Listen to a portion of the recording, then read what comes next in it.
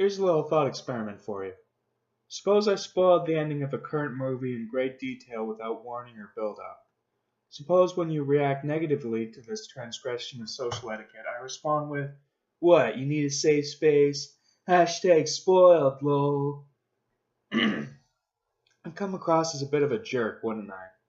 So why are trigger warnings, that is, warnings that the following content could very well viscerally remind people of past traumas, even generating a feeling of post-traumatic stress disorder, are such a joke in our society? This contradiction is especially clear in film bro circles.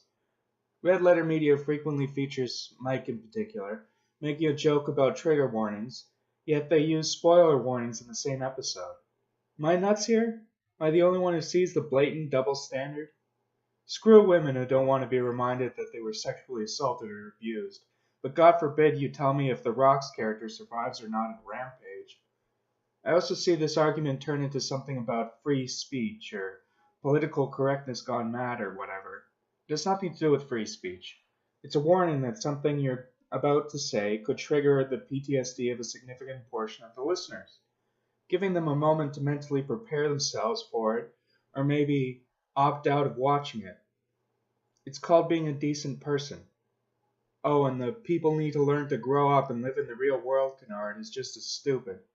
One, I think most people with PTSD have suffered far more than you ever have. Second, I don't see you going to places where war vets hang out and popping balloons in their faces.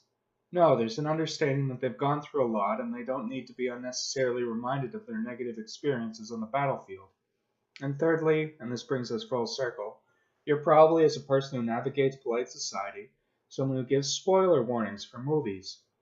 If something as trivial as enjoyment of a piece of entertainment is enough to give you a sense of compassion, why isn't someone who's been raped or had some other form of violence or abuse perpetrated against them worthy of the same bit of consideration? Just something to think about.